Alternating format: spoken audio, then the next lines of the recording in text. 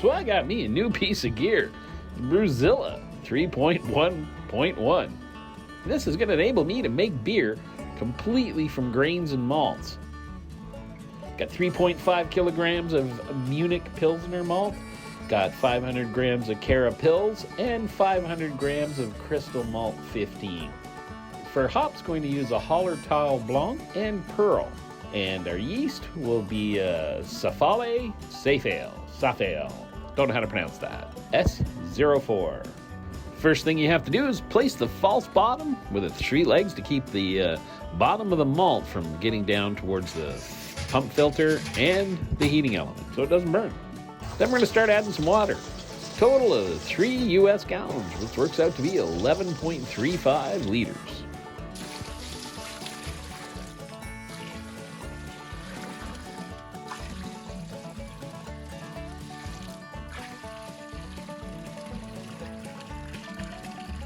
And we're going to flip on both switches, the 1900 watt and 500 watt, and we're going to try to bring that up to 66 degrees Celsius.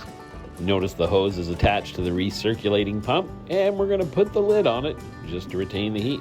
And it doesn't take too long before it hits the 65, 66 degrees Celsius. Pretty impressive. Now we're going to slide in the malt sleeve. So there we have the malt pipes in there. Water's maintained roughly around 64, 66 degrees Celsius. And then I'm going to start slowly adding the grain. I added just around a kilogram at a time, give or take. And then just stirred it up as much as possible, breaking up any dry clumps and making sure the thing is fully hydrated. You guessed it, more malt, more stirring. A lot of stirring during this step. Oh look, I'm adding more malt and doing some more stirring.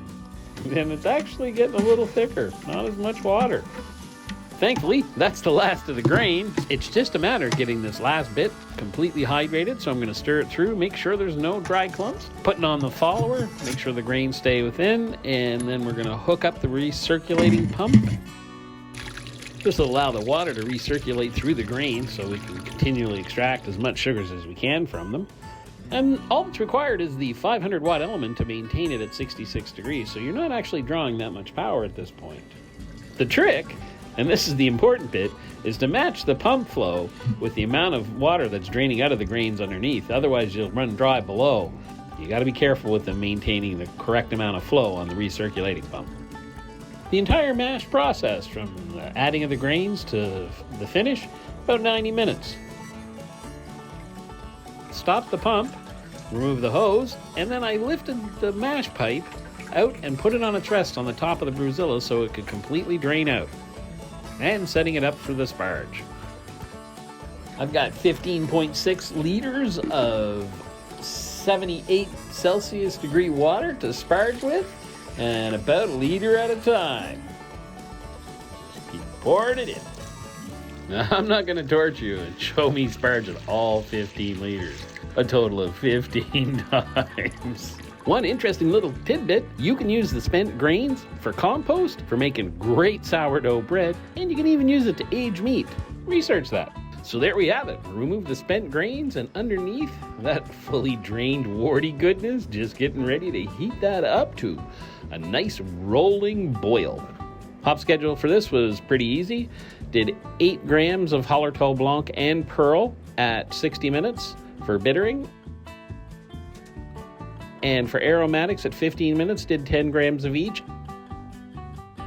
And at 0 minutes, did another 10 grams of each. Wanted this a little more aromatic than bitter.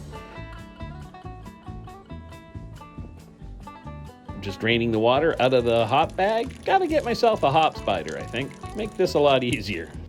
I gotta admit, the cooling coil was one of the neatest things about this. And in 18 minutes, this went from 96 degrees Celsius to 25 degrees Celsius. I was pretty impressed with that. Really impressed with that. Then we just transferred that to a fermenting bucket. Came out with a specific gravity of 1.049 and a pH of around 5.18. So I added the yeast. Stirred it for about 2 minutes, nice aeration.